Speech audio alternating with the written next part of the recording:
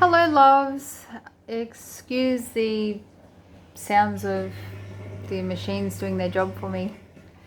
I wasn't expecting to be on. As you can see, I've got a canvas set up. It's about to paint, which I guess means I'm in channeling mode, and it's told that I need to come on and talk about timelines, which is I'm struggling with myself because I'm like, well, what do I know about timelines? But anyway, so all that self-doubt, right? We all have it. Excuse me, throat chakra. How do you know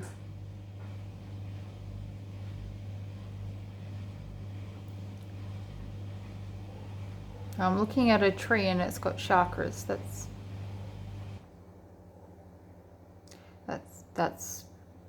the first, and it's not a thing. It's okay. It's symbolic. I'll figure it out later.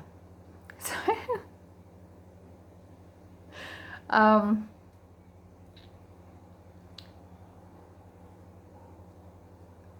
um,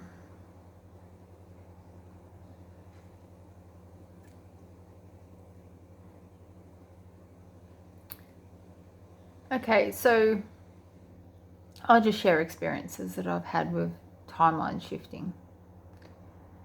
Recently, the age my dad was when he died went from always being 45 years old to being 51.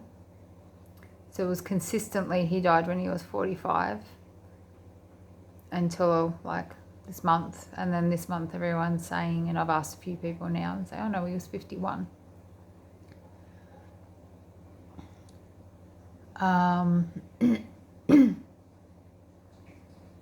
There's a whole 222. There's a whole story around how my grandfather died.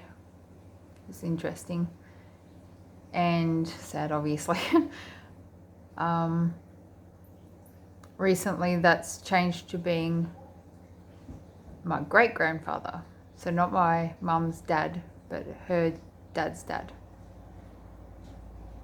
which is weird. Like a whole different person dying. Yeah, anyway. A few years ago, I did a big timeline shift after working with a yogi who I'm very thankful for. And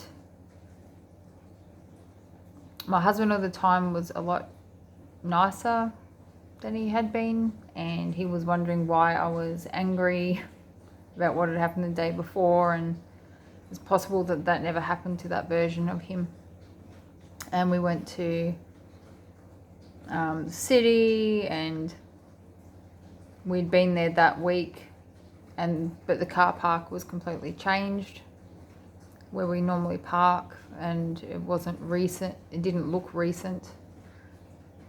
And then when I got home and looked in the mailbox, which that week I had drilled holes in the bottom of the mailbox to let the water out, so our letters didn't get soaked. Didn't have holes in it anymore.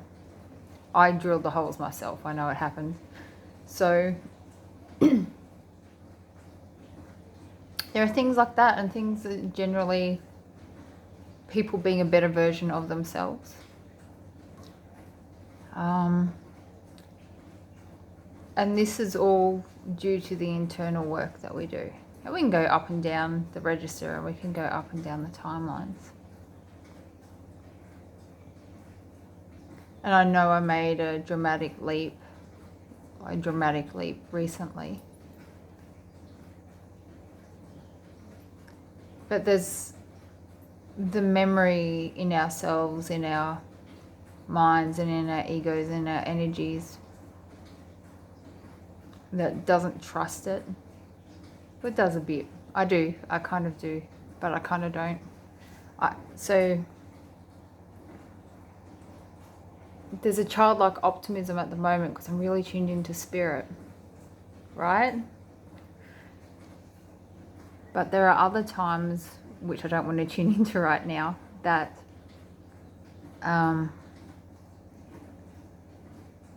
that's self-protective. I've been optimistic before and it's blown up in my face or stabbed me in the back. You know who you are. And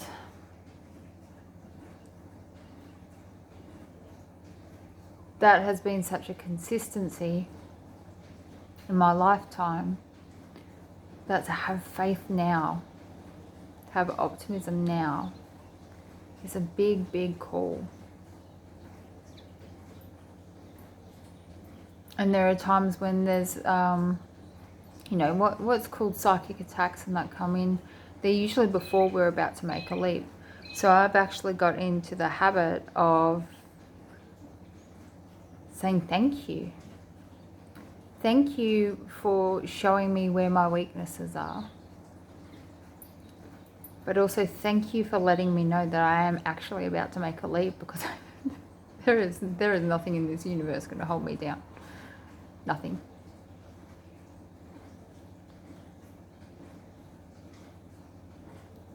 And I hope you're feeling that way too. That even though there's no such thing as time, in our experience of time, if you look back, you're generally more optimistic, you're generally happier in yourself, and you're generally hopeful. Hope floats. There's a buoyancy. And it's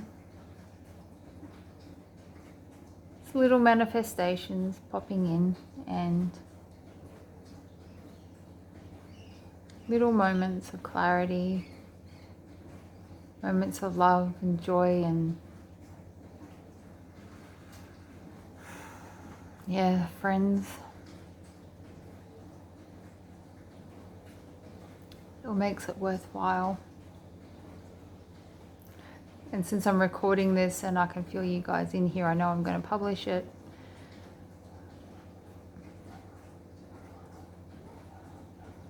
I hope this video hits you in two ways. One, when you're not feeling it.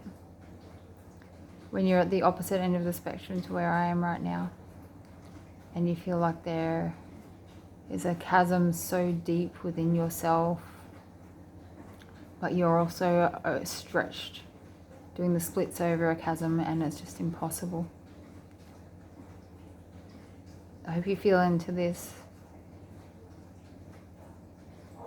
And remember the times where you've felt the optimism.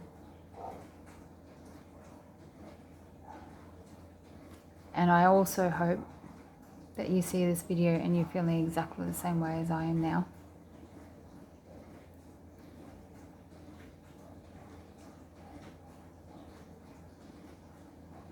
I'm just hearing merry meet.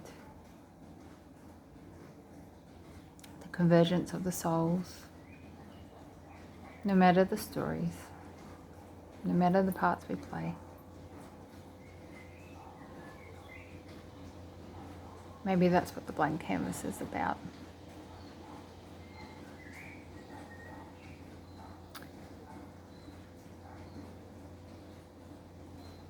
Yeah, there's a song called Sowing the Seeds of Love, Archangel Michael. Sowing the Seeds of Love. Look it up.